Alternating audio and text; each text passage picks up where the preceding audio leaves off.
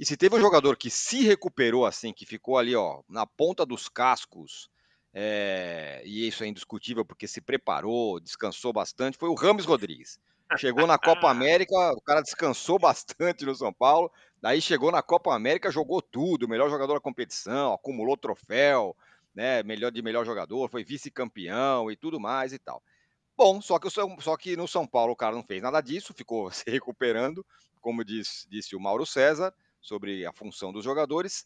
Mesmo assim, o Casares, o presidente do São Paulo, Júlio Casares, falou que foi boa a contratação do Rames Rodrigues, que está indo embora. O São Paulo tem uma grana aí que não se sabe o valor exato para pagar a ele.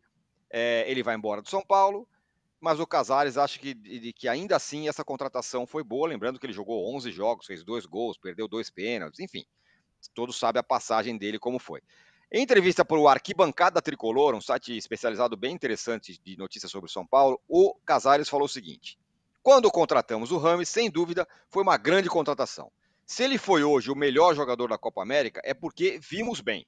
Passaram 3 técnicos e ele não correspondeu. O jogador, para jogar no São Paulo, precisa ter interesse e vontade, mas não estou dizendo que ele não teve. Daqui dentro, vai jogar quem quer jogar no clube. A rescisão contratual será boa para o Rames e para o São Paulo. E repito, a contratação dele foi boa e ele provou com o título de melhor jogador da Copa América. Essas foram as palavras do Casares, Mauro. Foi boa, não sei para quem, talvez para a Colômbia, que foi bem lá, ele jogou para caramba. Para o São Paulo, É, não diria. as perguntas que não foram feitas, pelo menos eu não vi, serem feitas ao Casares, ele deveria responder, até respeito ao torcedor de São Paulo, são, número um, quanto custou essa aventura? Não precisa dizer qual o É, salário do jogador, mas quanto se investiu entre comissão, luvas, comissão do agente, luvas, salário, tributos, quanto o São Paulo terá gasto até o momento em que quitar a dívida, o quanto deve pagar ao Rames com essa rescisão. Porque tem a turma do copo meio cheio, que é a agenda positiva, né? Não é só do Corinthians que tem, do São Paulo também tem. A agenda positiva é, não, vai economizar o salário até o final do ano. Sim, mas e quanto pagou até agora? Se ele tivesse dado algum retorno técnico, mas não deu nenhum retorno técnico, não fez nada, não teve nenhum grande jogo. E não é novidade Rames jogando bem na Colômbia e pouco participando por clube, né? Não é novidade. Então isso era previsível. O presidente de São Paulo ele não quer admitir que fez uma bobagem, uma contratação, digamos assim, pirotécnica, de vaidade, de um jogador controverso. O talento dele, todo mundo sabe que ele tem. Ele é muito bom jogador, ótimo jogador, um jogador bem acima da média aqui do futebol brasileiro. Mas, no momento algum, esteve a serviço do São Paulo esse talento. Ao mesmo tempo, porque quando se contratou o Rames, me parece que não houve por parte da diretoria de São Paulo, do seu presidente especialmente, a preocupação com o seguinte: eu vou trazer esse cara para cá. Em que situação, em que cenário ele funciona? Na Colômbia. O que acontece na Colômbia? O cara bota 3 volantes, deixa ele bem à vontade. Até o Luiz Dias volta para marcar, que é o principal jogador hoje colombiano, né, atacante do Liverpool, para ele ficar à vontade. E ele, quando tem a bola no pé, ele vai dar um carrinho ou outro, fazer uma jogada, um desarme, vai fazer. Mas não é ele que tem que voltar para trabalhar, é o Richard Rios e seus Blue Caps ali que tem que voltar. Né? Então ele fica numa situação confortável para o seu jogo. O São Paulo vai fazer isso com ele? Se vai fazer, ok, vamos trazê-lo, preparar o ambiente para o Rames. Vamos jogar ao redor dele e fazer com que ele nos ofereça todo o seu talento. Não houve essa preocupação. A questão foi trazer o jogador e tentar encaixá-lo de uma maneira que era impossível. Encaixar um círculo num triângulo. Não tem como. Vai ficar ali batendo, não vai encaixar. Só que custa um dinheiro bom, né? E no ano passado a alegação era assim, vocês vão lembrar. Não, o São Paulo fez uma contratação, mas você vai pagar só luvas no ano que vem e tal. O ano que vem chegou. Já está passando, já passou da metade do ano que vem, que é esse ano. E o cara não jogou, gente. Então foi um péssimo negócio. Não tem narrativa que vá convencer. Tem que ser um cara muito, muito ingênuo para cair nessa conversa. O torcedor de São Paulo, minimamente atento, ele vai dizer, pô, peraí, como é que pode isso? E lembrando, São Paulo não está numa situação financeira confortável, tem uma dívida que aumentou 20% desse ano, 856 milhões. Isso é absolutamente contraditório. O presidente que fala nessa entrevista também que o São Paulo está em reconstrução. Nunca vi um clube ser reconstruído aumentando seu endividamento num ano que aumentou receitas, que ganhou a Copa do Brasil, teve sucesso esportivo. Então você aumenta a receita, mas aumenta a dívida 20%. Então, como é que é essa reconstrução? Porque o que acontece? O São Paulo hoje, mesmo ganhando a Copa do Brasil, mesmo aumentando a sua receita, aumentando também a sua dívida, ele continua sendo um clube de um bloco abaixo daqueles que mais podem investir no futebol brasileiro, SAF ou não. E o São Paulo tem potencial de, reorganizado, equacionadas as suas questões financeiras, de brigar ali com o Palmeiras, com o Flamengo, com outros. Evidentemente, se o Palmeiras consegue brigar, porque o São Paulo não. Então, o São Paulo precisa passar realmente por algumas mudanças que não parece estar acontecendo. É só o discurso. Né? E a contratação do Rames ajuda a manter o São Paulo com esse problema financeiro que existe. Como o Corinthians tem uma dívida que, segundo o próprio dirigente que saiu, já passava dos 2 bi, né? 2 bilhões, fica parecendo que a do São Paulo não é grande. É grande, sim. O clube faturou 600 e tal, milhões no ano passado, 650 mais ou menos, né? E teve um aumento de 20% do seu endividamento. Então, não é uma situação confortável. A dívida ela é significativa. Ela não está assim, controlada a esse ponto. Pelo contrário, ela aumentou. Então, é muito contraditório tudo isso que ele falou. Insisto, acho que o torcedor tem que ser muito ingênuo para achar que o Rames Rodrigues foi bom para o São Paulo. Não foi bom para o São Paulo, foi péssimo até agora. E vai continuar sendo, porque vai ter que pagar o cara, né? Para rescindir, vai ter que pagar. Ele não vai sair de graça. Ele vai sair por quê? Certamente já está engatilhando algum contrato em algum outro lugar. E aí ele não vai receber os salários futuros, porque ele não vai jogar no São Paulo, vai jogar em outro lugar que deve pagar a ele algo pelos seus serviços, seja ele quais forem, né? Treinar ou jogar e treinar. Se tem sem agenda positiva, mas se tem alguma vantagem não é uma palavra, mas se tem algum alívio do Rames ir embora do São Paulo, é aquele de que amanhã joga lá contra o Botafogo, o Luciano joga mal, fala, o Rames aí teria feito 7 gols. Não, porque o Rames tinha que jogar. Pelo menos esse cara não tá mais lá para a galera ficar achando que o cara poderia resolver os problemas do São Paulo. Não tá mais, essa página tá virada. Mas, como disse o Mauro, com grana que vai ter que pagar, que ninguém sabe exatamente qual é o valor. E aí eu faço uma comparação. Qual contratação foi melhor? A do Rames ou do Daniel Alves? Para mim era o Daniel Alves. Com todos os Sem problemas dúvida. que aconteceram depois com ele, que são problemas de outra esfera, mas o Daniel Alves ganhou um campeonato para o São Paulo, jogou bem, teve jogos que jogou muito bem com um jogo contra o Flamengo, por exemplo, que o São Paulo venceu o Flamengo, acho que na Copa do Brasil, se eu não me engano. Então ele teve uma participação muito mais efetiva do que o Rames, na minha opinião. E aí, Danilo, para fechar da minha parte, se tem uma boa notícia é que o Rames não tá mais lá. E aí ele não vai ser o cara que a galera vai falar, não, cadê? Se ele jogasse, ganhava. Não tem mais isso, ao menos. E, só para finalizar mesmo agora, a defesa do São Paulo, o discurso da diretoria do São Paulo é que até o final do mandato do Casares, essa dívida será melhor equacionada, porque tem dívidas de curto prazo que vão ser alongadas, ou dívidas de curto prazo que vão se vencer agora e o São Paulo vai pagar, e aí depois a coisa vai estar melhor, considerando que o São Paulo está ganhando, está arrecadando mais de fato como está. O César Grafietti esteve com a gente outro dia no Tricolaços, que é o podcast lá que eu faço, e falou que a situação do São Paulo, comparando com uma pessoa, o São Paulo está ainda na UTI e precisa agora parar de comer bacon todo dia. Se continuar comendo bacon todo dia, vai ficar ruim.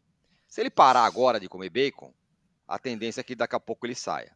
Essa é a situação do São Paulo. Ele resume, ele falou assim, é desesperadora? Não.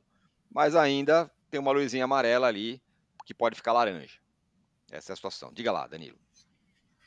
Pois é, mas a gente precisa ver os sinais de que o São Paulo quer parar de comer bacon, né? A gente não vê, por enquanto, esses sinais. A contratação do Rames Rodrigues, para mim, teve um único objetivo. O Casares queria tirar foto com ele. É o único objetivo possível, porque o Rames Rodrigues não joga bem em clubes faz 10 anos. Logo que chegou, eu lembro de ter falado que não sei de onde alguém acreditou que o Rames poderia mudar o patamar do São Paulo, porque ele não joga bem por clubes há 10 anos. Ele joga bem na seleção, ele tem lampejos, ele vai bem de vez em quando, mas ele é um jogador que não consegue jogar num ritmo como é o do calendário do futebol brasileiro. Não joga bem em clubes, mesmo em lugares que os calendários são melhores. Então não adianta, não dá para entender o porquê o Rames foi contratado. O Rames foi contratado por um golaço, na Copa do Mundo de 2014, porque é isso que a gente tem no imaginário do Rames ou boas apresentações pela Colômbia.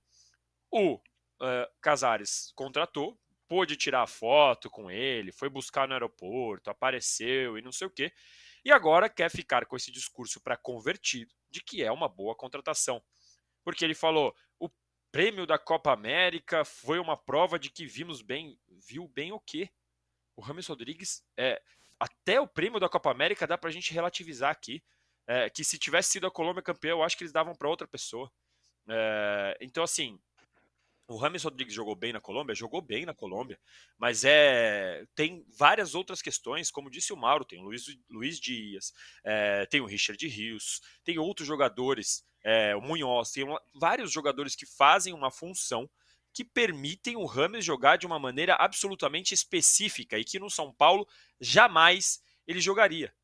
E a contratação do James é tão comparada com o Daniel Alves porque no mesmo caso, os dois casos são contratações de jogadores que ganham mais e de que custam mais do que o São Paulo poderia pagar.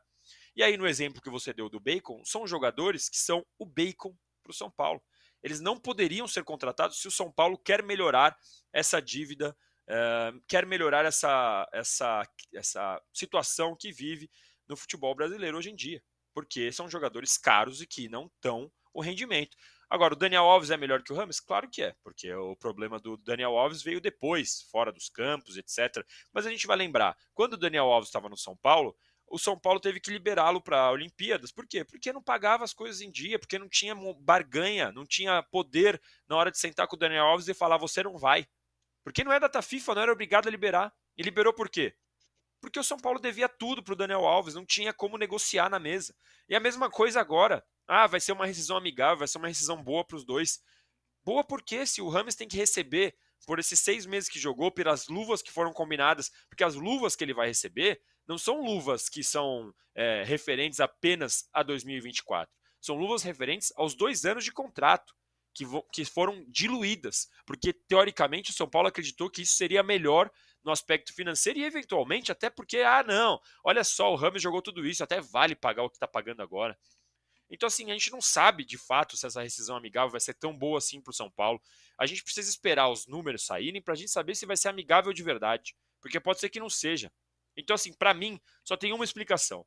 O Casares queria tirar foto com o James Rodrigues no aeroporto e por isso contratou, porque tirando todas as outras análises, não fazia sentido nenhum contratar o James. Não dá para falar que o James ia vender camisa, porque essa história de vender camisa é uma falácia. Não dá para falar que ia melhorar o nome do São Paulo no mundo todo, porque hoje em dia o que se fala é que ele veio para o São Paulo para fazer pré-temporada para a Colômbia.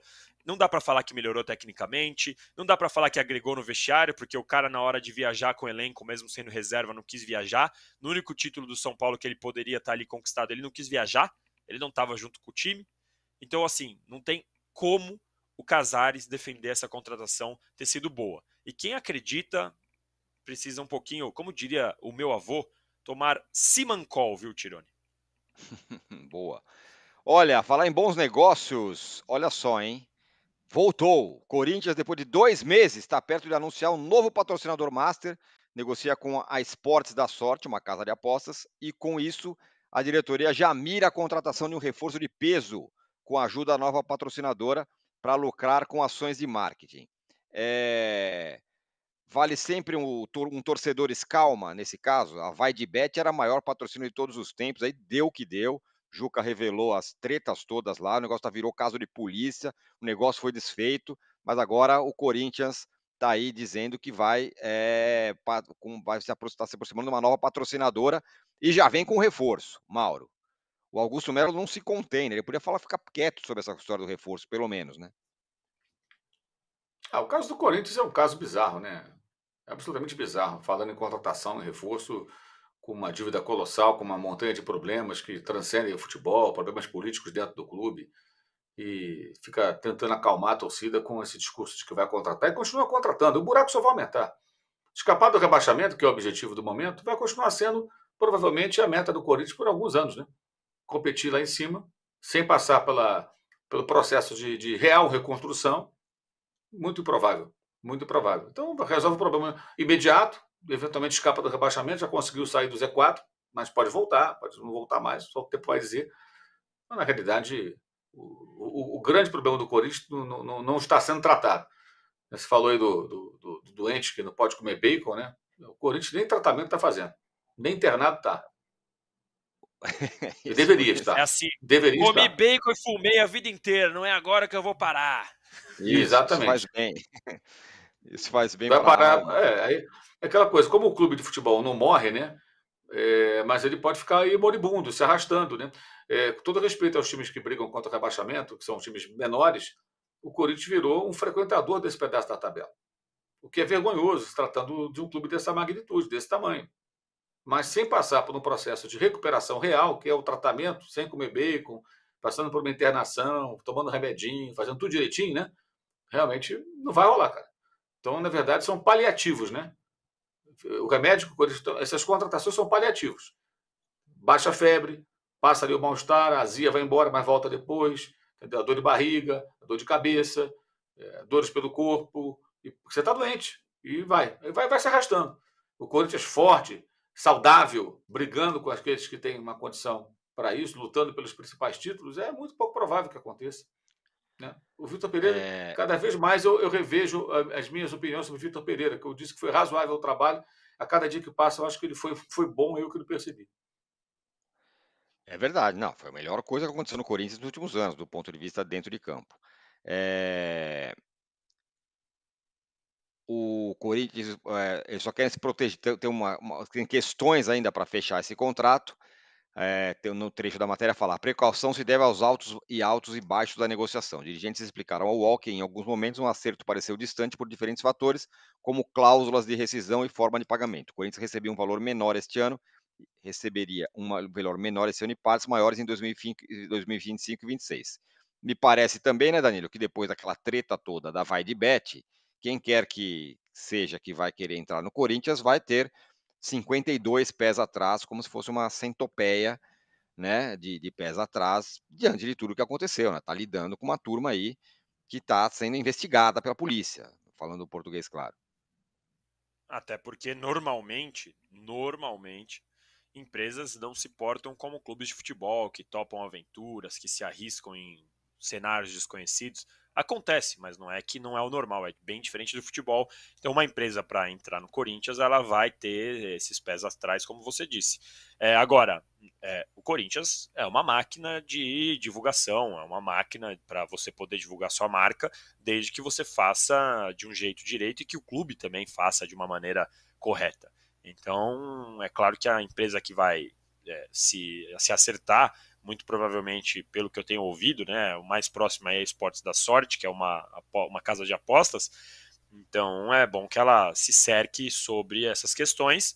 Agora, se tudo correr bem, se tudo der certo, ainda mais com o tanto de dinheiro que tem as casas de apostas hoje em dia e com a regularização a partir do ano que vem, o Corinthians pode saber aproveitar e espero que aproveite essa receita que vai entrar para poder colocar a casa em ordem e não para ir atrás de Balotellis da vida.